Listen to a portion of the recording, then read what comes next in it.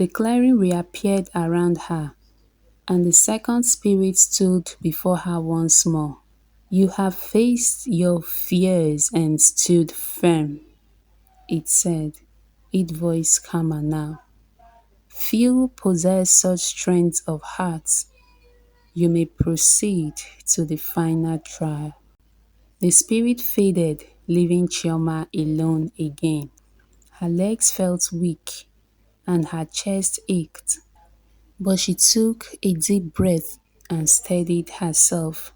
One more trial, just one more, she said to herself, her voice barely above a whisper. Just one more. The third spirit emerged from the groove, smaller and less imposing than the others. Its form shimmered with a soft golden light, and its eyes held a kindness that immediately put Chioma at ease. You have chosen wisdom and courage, the spirit said, its voice soothing and melodic. But the heart of the groove requires something more. Without compassion, wisdom and courage are meaningless. This is your final trial. The clearing shifted once more, and Chioma found herself in the village. But it was not as she remembered it. It was barren and desolate, the air thick and the stench of decay. The villagers were scattered, their faces gaunt and filled with despair. At the center of the village stood Kelechi, her childhood friend. He was bound in chains, his face pale and his body trembling. Surrounding him were villagers, holding stones, their expressions twisted with anger and hatred. "He brought this upon us," one villager shouted. "He defied the groove," cried another. Chioma stepped forward, her heart racing. "Stop this! Just stop!" she shouted. "You cannot blame one person for our suffering." The villagers turned to her, their faces filled with scorn. "He was the leader of the group that entered the groove," one said. "He knew what could happen, yet he forged ahead." Chioma looked at Kelechi, her chest tightening. He was her friend, but she couldn't deny that he had played a role in the groove's desecration. "What would you have me do?" she asked the spirits, her voice trembling. "The choice is yours," the spirit replied, its voice echoing around her. "Will you punish him to satisfy the others, or will you choose another path? Compassion is not always easy, but it is always just." Chioma stepped closer to Kelechi, her mind racing. She thought of her mother, of the villagers, and of Kelechi's misguided actions. Finally, she took a deep breath and spoke. "He made a mistake, but so did we all. Blaming him will not lift the curse. We must learn to forgive, to heal together, rather than tear each other apart." The villagers hesitated, their anger faltering. Slowly, they lowered their stones, and the chains around Kelechi vanished. The scene dissolved, and Chioma found herself back in the groove. The golden spirit smiled at her, its light growing brighter. "You have shown compassion, even when it was difficult," it said. "You have passed the trials." The other spirits reappeared, their forms shimmering with approval. "You have proven yourself worthy," the first spirit said. "The curse will be lifted and the groove will heal. The balance must be maintained." Chioma looked at them, tears streaming down her face. The spirits began to fade, their light merging with the groove.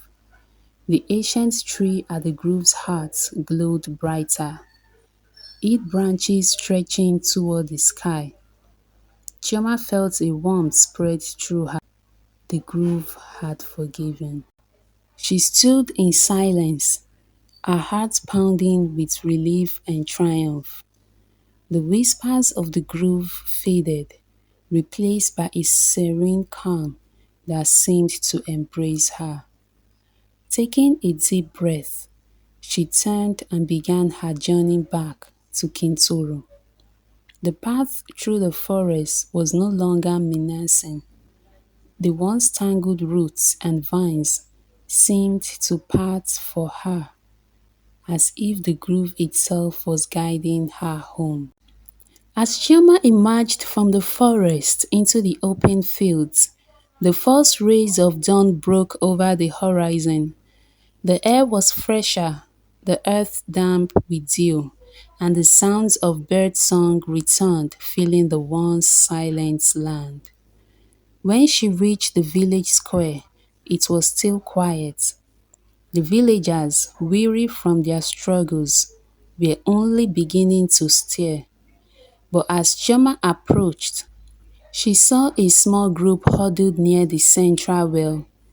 Kelechi was among them, his face pale and anxious. "Chioma!" he called, rushing toward her. His voice carried a mix of relief and astonishment. The others turned, their face lighting up with hope as they saw her. "You are alive!"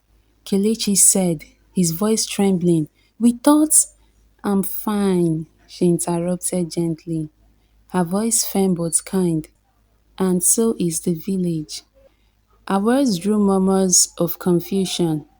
The villagers gathered around her, their expressions a mix of hope and doubt. "What do you mean, Chioma?" asked Nana, the cynical farmer who had often dismissed the grove's significance. Chioma raised her hand to quiet them. "The spirits of the grove have forgiven us. The curse is lifted." As if to confirm her words, a gentle breeze swept through the square, carrying with it the scent of blooming flowers. In the distance, the sound of flowing water reached their ears. The river had returned. Gasps and cries of joy erupted from the crowd. Villagers dropped to their knees, some weeping openly. Ebele, frail but alert, emerged from a nearby hut, supported by an elder. Her eyes widened as she saw Chioma. "My daughter," she whispered, her voice trembling with emotion. The news spread quickly, and by mid-morning, the entire village was alive with activity. The elders called an emergency meeting to discuss Chioma's journey, and the villagers began preparations for a celebration to honor her bravery. Chioma recounted her trials before the gathered crowd, sparing no detail. She spoke of the wisdom, courage, and compassion required to face the spirits, emphasizing the lessons they must take to heart. "We cannot return to the way things were," she said, her voice carrying across the square. The elders nodded solemnly, and even the younger villagers, like Emeka, who had once mocked the old ways, looked humbled. "We owe you our lives, Chioma," Elder Obi said, his voice heavy with emotion. "You have shown us the way." Not everyone, however, was convinced. Later that evening, as the village celebrated with music, dancing, and feasting, a small group gathered in hushed conversation. "How do we know this isn't just coincidence?" Emeka muttered, his arms crossed. "Maybe the curse lifted on its own, or maybe there was no curse at all." Kelechi, who overheard him, stepped forward, his voice firm. "How can you say that after everything Chioma had done? Were you the one who entered the grove and faced the spirits? No, you stayed behind, mocking the very tradition that saved us." The tension was palpable, but before the argument could escalate, Chioma approached. "Enough," she said, calmly but sternly. "Doubt is natural, but actions speak louder than words. If we work together to rebuild our village, the truth will become clear to everyone. Her words diffused the tension, and even Emeka grudgingly nodded. The next morning, Chioma met with Kelechi by the river, where the water now flowed freely once again. She shared her thoughts, and together they reflect on the riddles. Fire, knowledge, and thought, Kelechi mused. It's almost as if they're a map for how to rebuild the village. Chioma nodded. If we harness our resources responsibly, share knowledge openly, and think deeply about our choices, we can create a sustainable future. The following days were filled with renewal. The villagers repaired their homes and replanted their fields, marveling as the earth seemed to heal itself. The river flowed stronger each day, and the crops began to sprout almost miraculous. Chioma took it upon herself to lead by example.